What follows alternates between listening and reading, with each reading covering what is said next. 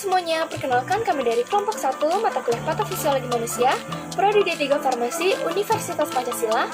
Kami terdiri dari Rimba Navitasari, Farah Fadila, Ayu Sundari, Anggun Dwi Trisna, Nada Sawatul, Nur Latifah, dan Risandra Novika, dengan dosen pengampu Dr. Bonesi Manungkalit dan Ibu Rika Sari Dewi.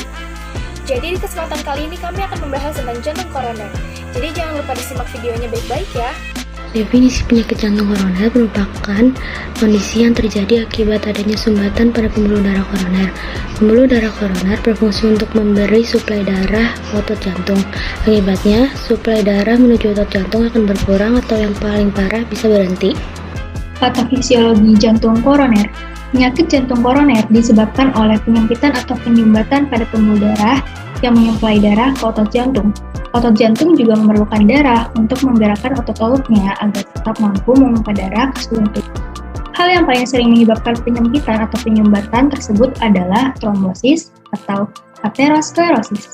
Trombosis adalah pembentukan gumpalan darah di dalam pembuluh darah sehingga menghalangi darah mengalir dengan normal. Sedangkan aterosklerosis adalah penumpukan plak di dalam arteri menuju jantung. Plak tersebut berisi kolesterol, kalsium, atau bahan lain yang berlebihan di dalam aliran darah. Jika terus menumpuk, plak ini akan menyumbat pembuluh darah. Jika trombosis atau aterosklerosis terjadi, maka suplai darah ke otot jantung akan berkurang. Kurangnya aliran darah ke jantung bisa menyebabkan berbagai penyakit serius, seperti angina pectoris atau nyeri dada, sampai infark jantung yang menyebabkan kematian mendadak. Selanjutnya, pathway pada jantung koroner. Penyakit jantung koroner awalnya terjadi karena adanya ruptur pada plak aterosklerosis. Ruptur ini menyebabkan adanya inflamasi pada dinding pembuluh darah, sehingga mengakibatkan glikoprotein 1B yakni reseptor pada trombosit terpapar matriks subendotelial, yang kemudian membuat trombosit melekat pada dinding pembuluh darah. Trombosit yang menempel di dinding pembuluh darah akan aktif, kemudian mulai mensekresikan alfa granul yang dapat mengakibatkan aktifnya trombosit lain.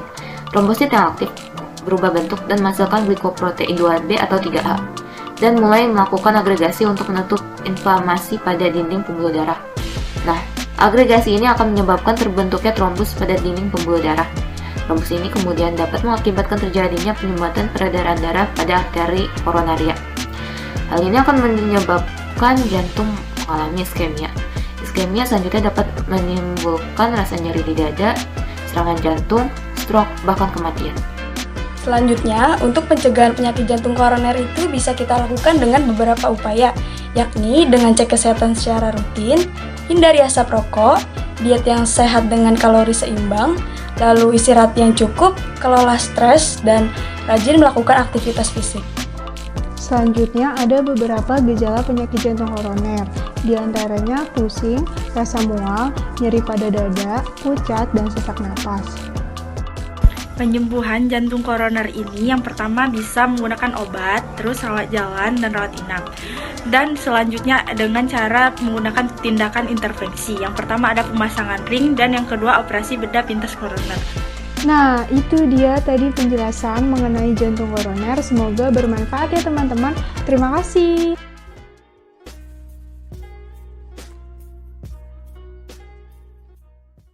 Halo semuanya. Perkenalkan, kami dari kelompok 8 ingin menjelaskan tentang penyakit jantung koroner. Kelompok 8 ini terdiri dari Feby Zalsa, Hoirunisa Safitri, Raika Salsabila, Januar Kurniawan, Ahmad Daris Padilla, Azharisan Kamil, dan Elvira Susanti. Berikut penjelasan dari kelompok kami.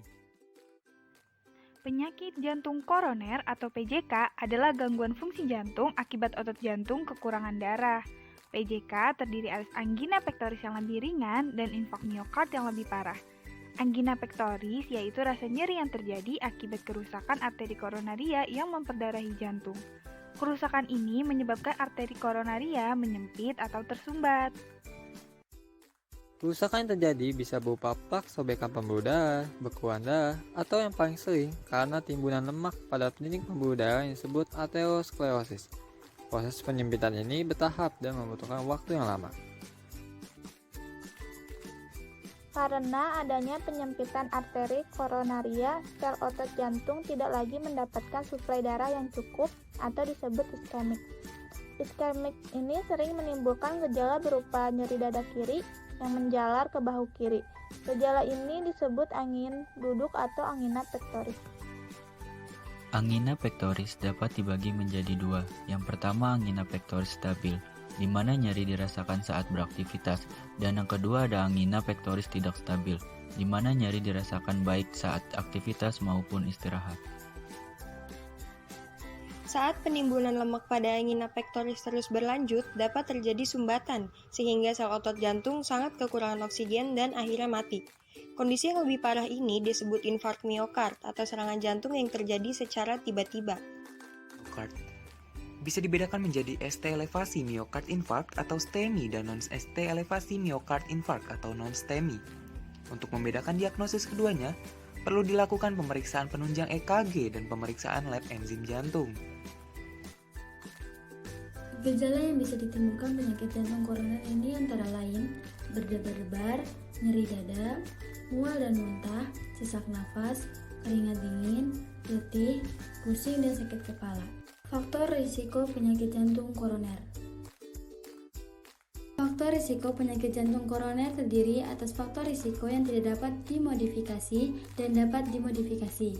Faktor risiko yang tidak dapat dimodifikasi meliputi umur, jenis kelamin laki-laki, dan keturunan maupun ras. Sedangkan faktor risiko yang dapat dimodifikasi mengikuti merokok, displedemia, hipertensi, diabetes mellitus, kurang aktivitas fisik, berat badan berlebih, diet tidak sehat, stres, dan konsumsi alkohol berlebih. Untuk mencegah penyakit jantung koroner ini, Kementerian Kesehatan menyarankan untuk selalu cerdik, yaitu cek kesehatan secara berkala, enyahkan asap rokok, rajin aktivitas fisik, diet sehat dan seimbang, istirahat yang cukup, dan kelola stres. Jantung ini memang tidak selamanya berdetak, tapi kita sebagai manusia semuanya memiliki tanggung jawab untuk menjaga kesehatannya.